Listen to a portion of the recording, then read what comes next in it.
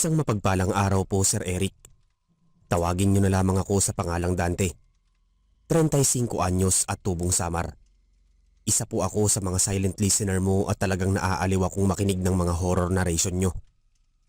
Panahon na siguro para ako naman ang magbahagi ng isang makapanindig balahibong karanasan na hango sa totoong buhay. Karanasan po ito ng aking tiyo Ador noong siya'y nabubuhay pa. Naikwento lang din ito sa akin noon ng papa ko na nagbigay ng matinding takot sa tuwing nagbabalik tanaw sa aking isipan. Taong 1989. Sa panahong ito ay kilala sa kanilang lugar si Tiyo Ador bilang isang talamak na manginginom. Araw-araw ay palagi na lang lasing. Madalas makitang pasuray-suray sa daan. Simula noong magbinata ay nakahiligan na talaga uminom ng alak.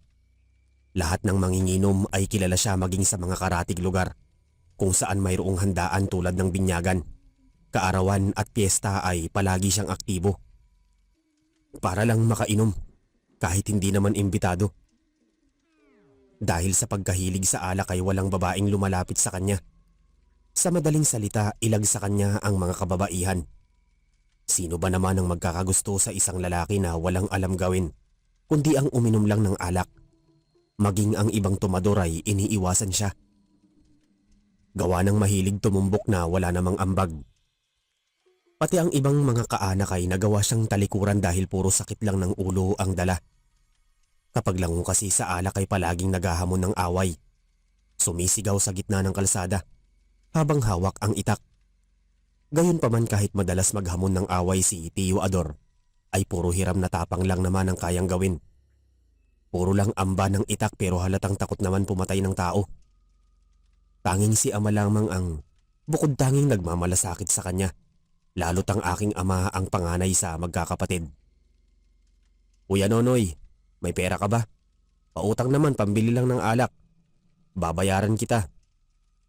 Ani Tiyo Ador kay ama. Hindi naman nakatiis si ama, kaya binigyan ng kapatid ng pera kahit wag na umanong bayaran. Alam niyang wala naman itong ipambabayad gawa ng walang trabaho. Ador, gusto mo magtrabaho, di ba? Kilala mo si Aling Bebang? Naghahanap kasi siya ng karagdagang tauhan sa farm. Alam mo naman siguro na siya ang nangungunang supplier ng karne sa palengke. Madali lang naman ang trabaho doon. Maglilinis at magpapakain ka lang naman ng mga baboy. Ano kapatid, gusto mo ba? Para masabihan ko bukas ang katiwala ni Aling Bebang. Saad ni ama sa bunsong kapatid. Hindi na nagdalawang isip pa si Tiyo Ador. Kaagad na pumayag lalo't ang kapatid na mismo ang nag-alok. Kuya Nonoy, tatanggapin kaya ako ni Aling Bebang? Tanong niya. Oo naman bunso, ako na ang bahala makiusap kay Aling Bebang. Sagot naman ni ama. Maraming salamat Kuya Nonoy. Sa pamilya natin ikaw lang talaga ang nakakaintindi sa akin. Makakabawi din ako sa iyo balang araw. Salamat ulit Kuya Nonoy. Kinabukasan bago sumapit ang tanghaling tapat ay masayang ibinalita ni ama na tanggap na umano si Tiyo Ador. Kaya naman bago pa man lumubog ang araw ay nagtungo na siya sa palengke dahil darating si Aling Bebang para maningil ng bayad sa ilang pwesto na umaangkat sa kanila ng karne. May dala na rin gamit ang aking tiyo, gawa ng buwanan ng kanyang uwi. Mabait naman si Aling Bebang noong magkausap sila ni Tiyo Ador. Pati ang mga kasama nitong tauhan na nangungulekta ng bayad ay palakaibigan. Halos malula ang aking tiyuhin nang makita kung gaano kalawak ang piggery farm. May 3 malalaking koral kung saan hiwalay ang kulungan ng mga inahing baboy at butakal. Halos hindi mabilang ang dami ng biik. May 13 tauhan ng farm kabilang na ang 3 mga ngatay. Gawa sa konkreto ang istruktura. Nakatirik naman sa bandang dulo ng babuyan ng bahay katayan. Napapalibutan din ng farm ng mataas na bakod at sa tuktok nito ay napapaikot ang barbed wire. Kaya hindi madaling manakawan lalo't laganap noon ang nakawan sa lugar. Bago mag-umpisa si Tiyo Ador itinuro muna sa kanya ng namamahala sa piggery kung ano ang tamang proseso ng pagpapakain at oras ng paglilinis sa mga hawla. Bagaman kahit alam na niya kung paano ito gawin ay minabuti niyang makinig upang maiwasan ang aberya, lalo't marami ang inahin na malapit ng mga anak. Naging pabor naman sa unang trabaho Pagsapit ng gabi kung saan oras na ng pahinga, ay nagkaroon ng inuman.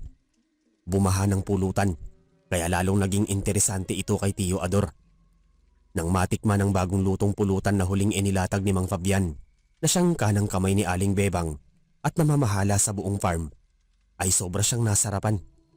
Alam niya kung anong uri ito ng karne dahil madalas niya itong matikman tuwing may inuman. "Masarap ba, Ador?" tanong ni Mang Fabian. "Ang sarap ho. Solid na solid ang lasa," sagot naman niya. "Huwag kang mahiya, Ador. Okay lang sa amin kahit gawin mo pang ulam ang pulutan. Hilig talaga namin dito mamulutan ng karne ng aso. Alam mo ba, Ador, na napakahusay ni Mang Fabian pagdating sa pagkakatay ng aso? Masarap pa magluto." Saad naman ng katabi niya. Halos lahat ng tauhan sa farm ay kaidaran lang din niya, maliban sa katiwala at kanang kamay ni Aling Bebang, na mga kaanak lang din nito. Tinanong ni Tio Ador ang mga kainuman kung saan nila kinukuha ang kinakatay na aso. Gayong gabi-gabi naman kumakatay si Mang Fabian. Anila'y maraming umanong alagang aso ang pagkalat-kalat sa farm. May alaga din ang may-ari na nagsisilbing bantay sa mga nagtatangkang magnakaw. Naniwala naman siya nang marinig ang malalakas na kahul mula sa malayo. Waring nagkalat nga sa paligid ang mga hayop na nagsisilbing bantay. Hindi lang pagpaparami ng demostikong baboy ang nasa loob ng farm. Meron din itong malawak na fish pond, kaya habang tumatagal nadadagdagan ng mga tauhan. Sa naganap na inuman na pag-alaman ni Tio Ador na tanging si Aling Bebang ang nagpalago ng negosyo, buhat noong dapuan ng malubhang karamdaman ng kanyang asawa na siyang nagsimula ng piggery farm. Mas lalo umano itong umunlad ng magsimulang pamahalaan ni Mang Fabian at Mang Berting na kadugulang din ng ginang. Dagdag pa ng katiwala, palagi lang daw nagkaratay sa higaan ng totoo nilang amo. Hindi magawang makapaglakad gawa ng maraming sugat sa katawan at unti-unti nang nabubulok ang mga paa. Natapos ang kanilang inuman sa masayang kwentuhan. Sa unang gabi ay maraming nalaman si Tio Ador tungkol sa buhay ng kanyang mga kasama, lalo na kay Aling Bebang. Kahit na hindi pa humuhupa ang tama ng alak ay maagang ginising si Tio Ador para sa kanyang unang araw sa trabaho. Kahit masakit pa ang ulo at mabigat ang katawan, ay aligaga niyang nilinis ang maruruming kulungan. Nagpakain sa mga inahin abang ang iba naman ay abala na sa pagkakatay na pinangungunahan ni Mang Berting at Mang Fabian. Ilang pirasong baboy ang nakasalampak sa sasakyan na ihahatid nila sa palengke. Samantalang si Aling Bebang naman ay hawak ang listahan kung ilang kilo ang kailangang isupply sa bawat pwesto. Sa maikling panahon ay tuluyan nang nakabisado ni Tio Ador ang lahat ng gawain, pati na rin ang pagpapakain ng mga isda sa palaisdaan. Ngunit batig niyang siya ang may pinakamaraming trabaho. Ginagawang utusan na ultimo pagbili ng alak at sigarilyo ay siya ang dapat lumabas kahit 10 oras ng gabi. Hindi magawang magreklamo dahil nakakalibre naman siya ng alak. Lumipas pa ang isang linggo ay napapansin niya na tila may kakaiba sa farm tuwing sasapit ang gabi. Nagtataka kung saan ba talaga nanggagaling ang pinupulutan nilang aso na madalas ihain ni Mang Fabian. Sa ilang araw na nagdaan, obserbahan niya na kaunti lang naman ang aso na mismong mga alaga ng may-ari. May ilan namang pagala-gala sa paligid pero hindi naman ito nababawasan. Isa pang nagpapagulo sa kanyang isipan kung saan isinasagawa ang pagkakatay ng aso. Isang araw bandang hapon habang nagpapahinga ang lahat, ay naisipan noon ni Tio Ador maglibot sa farm. Ni minsan ay hindi pa niya ito magawang libutin gawa ng palaging abala sa trabaho. Nung mga oras na yon nasa palengke ang ginang kasama si Mang Fabian. Samantalang si Mang Berting naman ay nasa loob ng bahay katayan. Hindi niya batid kung ano ang ginagawa ng katiwala doon. Alam niya kasing madaling araw lang ginagawa ang pagkakatay. Sa kanyang paglilibot at dala na rin ng kuryosidad, ay naisipan niyang magtungo sa pinagkakatayan para silipin kung ano ang ginagawa ng katiwala.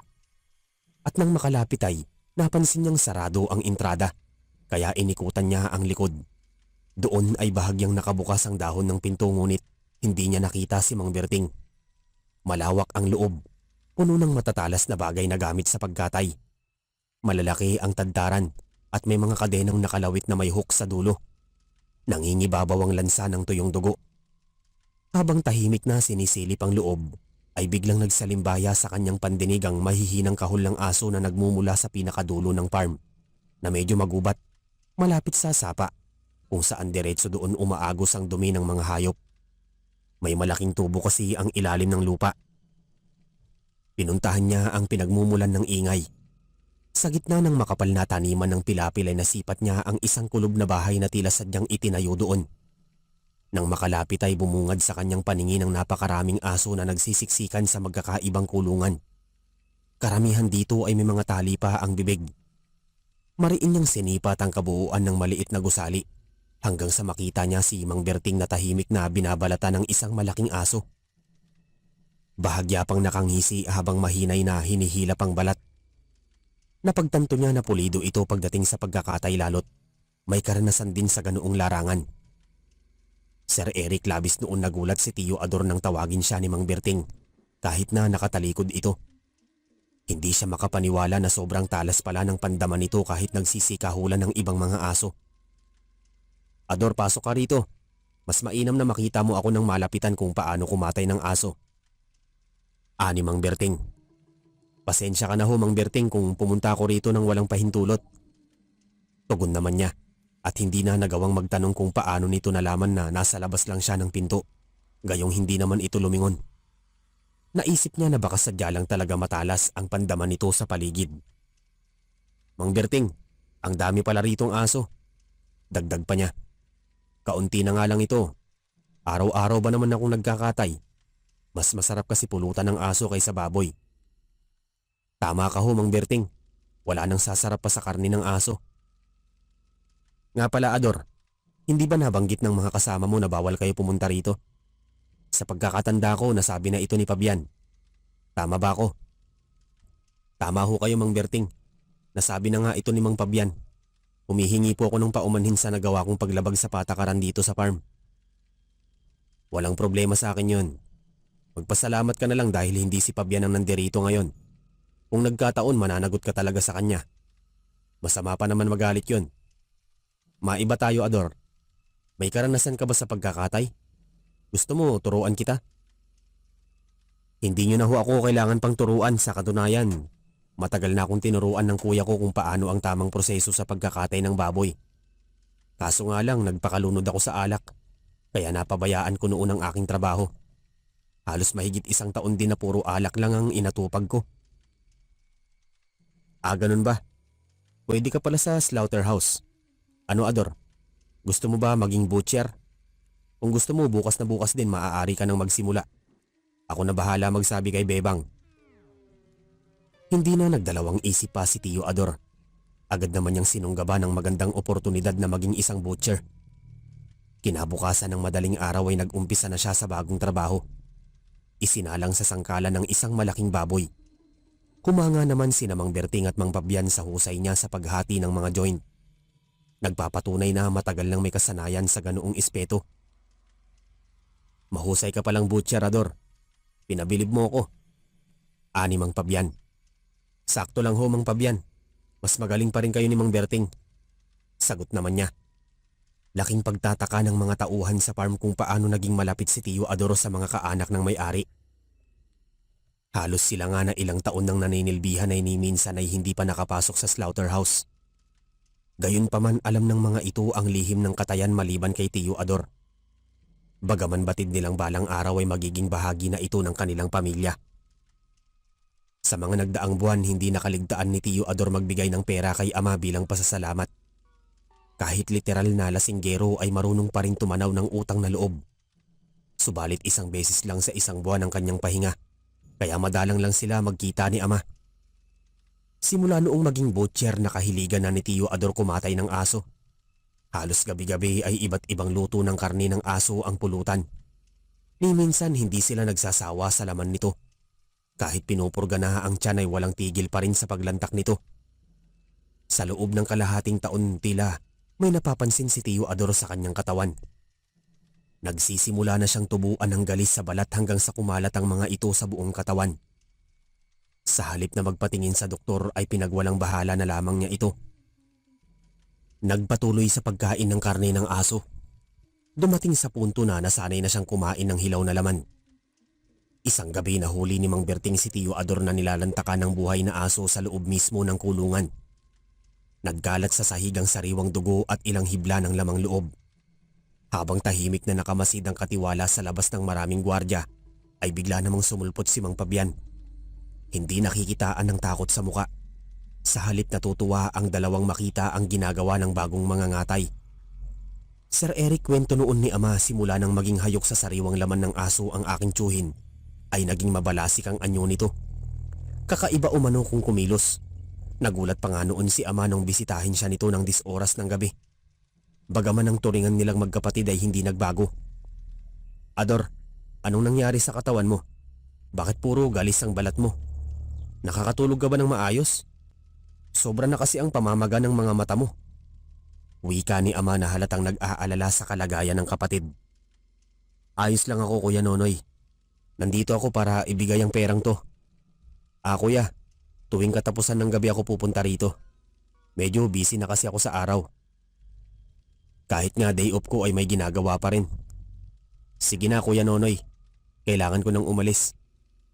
Sagot naman niya. Noong makabalik ng farm si Tio Ador, aksidente niyang narinig ang pinag-uusapan ng mga kasama niya. Siya ang topic ng mga ito.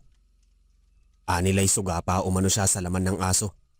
Halos maubos na ang imbakan ng mga ito. Doon niya napagtanto na hindi lang pala si Mang Berting at Mang Fabian ang nakakaalam ng kanyang lihim. Matagal na palang batid ng mga kasamahan niya na kumakain siya ng hilaw na karne. Nilalantakan niya ito ng buhay. Sa halip na magalit dahil patalikod siyang tinitira ng mga ito ay tahimik siyang naupo at nanghingi ng tagay sa tanggero. Likas na kasi sa kanya ang pagiging makapalang muka, lalo't siyang isa ay talamak na manginginom. Kahit maraming galis sa katawan ay hindi siya iniiwasan ng kanyang mga kasama. Parang natural lang sa kanila ang sakit niya sa balat.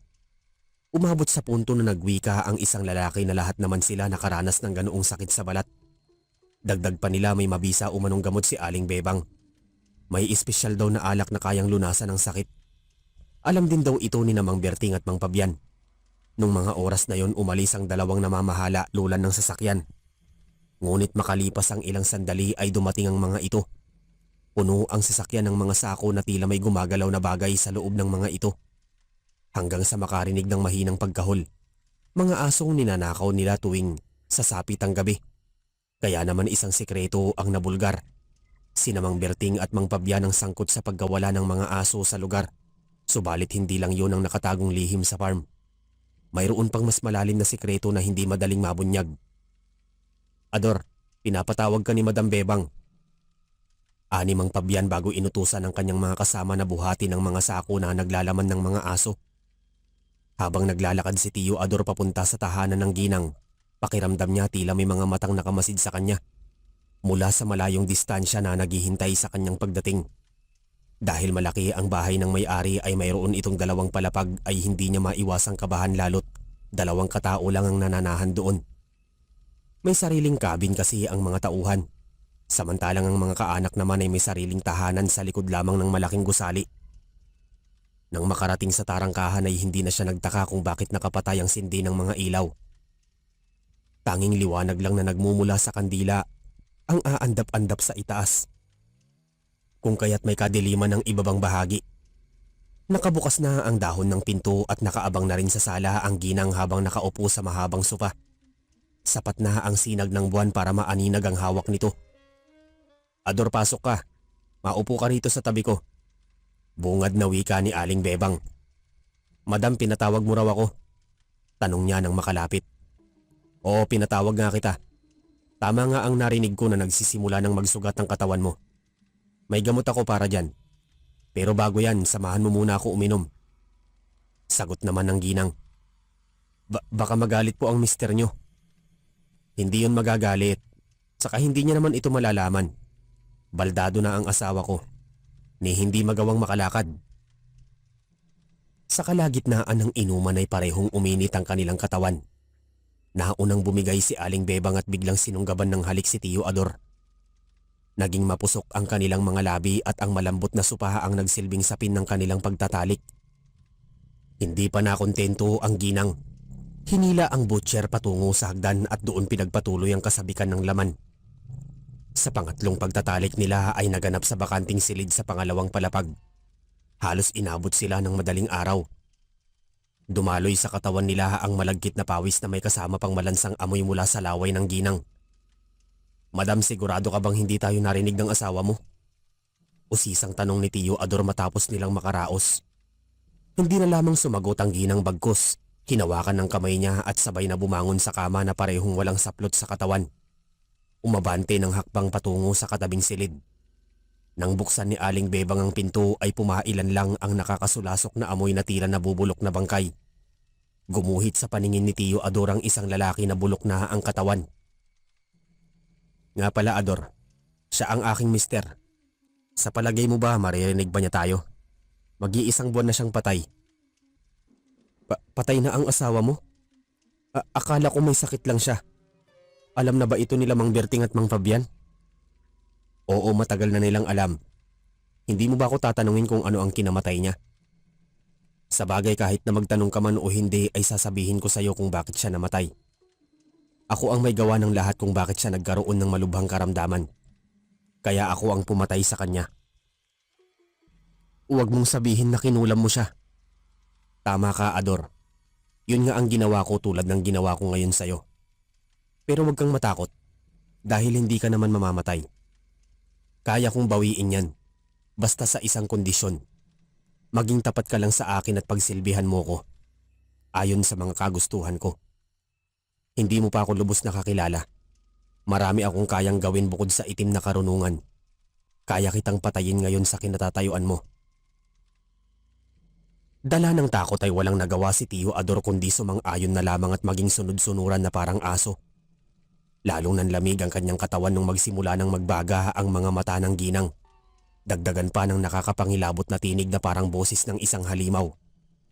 Isang lumang bote ng alak ang kinuha ni Aling Bebang sa isang istante kung saan maraming nakasalampak na garapon na puno ng iba't ibang insekto. Ang alak ay may kakaibang kulay. Matapang ang amoy at nangingibabaw ang lansa. "Kunin mo itong alak. Ako ang gumawa nito mula sa sarili kong mga sangkap." "Sige na, Ador. Inumin mo ito. Inumin mo tong alak at siguradong agad na gagaling ang iyong mga sugat." Matapos malagok ni Tio Ador ang alak ay kaagad naman niyang naramdaman ang kakaibang hagod sa lalamunan. Tila parang hinahalukay ang kanyang kalamnan, lalo na ang bituka. Ilang saglit pa ay nakaramdam ng matinding pagkahilo. Pakuwari niya ay umiikot ang apat na dingding. Dumating sa punto na may lumabas na pulang likido sa kanyang ilong hanggang sa sumuka ng dugo. Pakiramdam pa niya na tila sumisikip ang daanan ng hangin sa lalamunan. Di nagtagal ay namilipit siya sa sakit na animoy may gumagapang sa kanyang kalamnan. Sigaw lang siya ng sigaw. Halos umpugin na niya ang ulo sa pader. Maibsan lang ang sakit. Ilang minuto pa ang lumipas ay tuluyan na nga siyang nawalan ng malay. Kinabukasan nagising siya na tirik na ang araw at napapatanong kung bakit nasa loob na siya ng kanyang silid. Nang pasadahan ng tingin ng balat ay laking gulat dahil naglaho na ang kanyang mga pausbong na sugat. "Mabuti naman at gising ka na, Ador. Masakit pa ba ang ulo mo?" Bungad na wika at tanong ni Mang Fabian. "Maayos na ho ang pakiramdam ko. Medyo mabigat nga lang ang katawan ko." Sagot niya naman na hindi maalis ang tingin sa nanumbalik na balat. Mang Fabian, sino ho ba ang nagdala sa akin dito?" "Sino pa ba? E di ang sarili mo. Alam mo, Ador, hindi na mahalaga kung sino ang nagdala sa iyo rito. Natutuwa ako na bahagi ka na ng aming pamilya.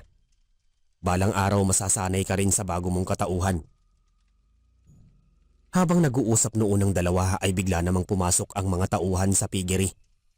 Naging maamo ang mga ito sa kanya. Malaki ang pinagbago ng kanilang mga kilos na labis niyang ikinagulat. Sa tuwing sasapit ang gabi ay palagi siyang sinusumpong ng pananakit ng ulo. Nawawala sa sarili at nagiging mabangis na parang isang halimaw. Nakahiligan kumain ng hilaw na karne. Minsan hindi lang aso ang biktima kundi pati na rin mga baboy. Kapag nagigising sa umaga ay palagi na lang naglilimahid sa dugo ang suot na damit. Hanggang sa isang gabi tuluyan nang makontrol ni Tio Ador ang bagong katauhan. Ang maging ganap na isang aswang. Isa lang ang naglalaro sa kanyang kamalayan. Hinawaan siya ni Aling Bebang gamit ang alak. Napag-alaman pa niya na lahat ng tao sa farm ay nagmula sa angkan ng mga aswang. isang pamilya na nanggaling sa lipi ni Aling Bebang. Dahil sa nangyari noon kay Tio Ador, nakalimutan niyang bisitahin ang aking ama. Halos ilang buwan hindi dumalaw sa kanyang mga magulang. Ang dahilan kung bakit hindi makaalis ng farm, gawa ng palaging abala sa pagkakatay ng baboy. At sa hapon naman ay binibira ang aso para gawing pulutan. Subalit kakaibang pulutan na ang nakahain sa mesa. Nagagawa nilang kainin na hindi kailangan pa dumaan sa apoy. Sa kasagsagan naman ng gabi ay ginagawa siyang parausan ni Aling Bebang. Hindi naging hadlang ang pagitan ng edad, lalo't pareho naman silang uhaw sa tawag ng laman. Nakiusap din noon ang aking tsuhin na gusto niyang sumama sa pagdi-deliver ng mga baboy sa palengke, ngunit tumanggi ito. Aniya, hindi umano siya purong aswang. Nilikha lamang siya gamit ang hawa. Kaya delikado kung makikisalamuha siya sa maraming tao. Mainam na tumutok na lamang sa pagiging butcher, lalo't parami ng parami ang mga umaangkat ng karne.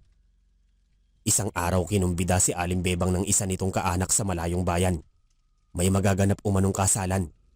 Dahil mga kadugulang ang imbitado ay naiwan mag-isa si Tio Ador. Higit sa lahat, wala umanong magbabantay sa farm. Tila lubos na ang tiwala sa kanya ng may-ari. Kahit si Mang Berting at Mang Pabian ay itinuturing na siyang supling. Ginampanan naman noon ni Tio Ador ang kanyang tungkulin. Hindi lang bilang isang butcher. Nagawa niya kasing magpatrolya sa bawat sulok ng farm. Pinakain ng maayos ang mga baboy at maiging nilinis ang mga hawla. Ngunit pagkagat ng dilim ay hindi niya maiwasan ang pagkalam ng sikmura. Kaya isang biik ang kanyang naging hapunan. Sinipsip niya ang dugo nito bago lantaka ng sariwang laman. Halos kasamang masimot ang maruming bituka. Sa kalagitnaan ng gabi, tila may bumubulong kay Tio Ador. Animoy itinutulak siya ng tinig nun papunta sa bahay ng ginang. Sinunod niya kung ano ang bumubulong sa kanyang isipan. Dinala siya ng sariling mga paa sa silid kung saan naroon ang labi ng asawa ni Aling Bebang. Ang nabubulok na katawan ng totoong may-ari ng farm ay isang malaking palaisipan. Kung talagang namatay nga ito sa kulam, bakit hindi magawang ilibing ito o itago ang bangkay? Madiing pinasadahan ni Tio Ador ang buong paligid ng silid. Walang bakas na anumang larawan. Tanging mga kortina at agyo sa kisame ang makikita, hanggang sa may kumalampag na bagay sa ilalim ng kama. Noong silipin niya ang silong ay tumambad sa kanyang paningin ng isang lumang photo album. Ang nakapagtataka kung saan nanggaling ang ingay, gayong nakalapag naman ito sa sahig. Dahil sa patang liwanag ng mga kandila ay dahan-dahan niyang binuksan ang hawak na bagay. Nakita niya ang isang masayang larawan ng isang pamilya. 4 ang bilang ng nasa larawan, kabilang ang 2 bata, isang lalaki at isang babae. Ngunit hindi kasama sa larawan si Aling Bebang. Ibang katipa ng kahawak kamay ng lalaki na nagmamay-ari ng bangkay sa ibabaw ng kama. Halos lahat ng pahina sa photo album ay wala talaga ang ginang. Habang pinagmamasdan niya ang napakaraming larawan ay may narinig siyang mga yabag mula sa kisame. Kaya dali-dali niyang binaklas ang manipis na tabla. Kumuha siya ng isang kandila at pinasok ang loob nito. Nagulantang nang makita ang mga nakalukot na mga kumot na may bahid pa ng natuyong dugo. Sir Eric, halos nang ilabot si Tio Ador nung buksan ng 3 magkakatabing puting tela. Labi pala ng mga tao ang laman nito. Sa sukat ng 2 nabubulok na katawan na halos pamahayan ng mga uod ay mailalarawan na labi ito ng mga bata. Nagsimula nang magduda si Tio Ador na baka ang buong pamilya ang nasawi sa kamay ng ginang. Ngunit ang gumugulo sa kanyang isipan kung sino ba talaga si Aling Bebang. Ano ang koneksyon nito sa nasabing pamilya? Lingid sa kaalaman niya, ang mga kasagutan ay kanina pa pala naghihintay. Dahil pagbaba niya ng kisame ay gumuhit sa kanyang paningin ng mga tauhan sa piggery farm. Nanlilisik ang kanilang mga mata na tila nais siyang sunggaban. Upang maiwasan ang mainit na tagpo ay nagkunwari siyang walang nakita. Subalit hindi niya batid na ang mga tao sa harapan niya ang nagtago sa mga bangkay sa loob ng kisame. Napaaga ata ang uwi niyo. Ano pala ang ginagawa niyo rito?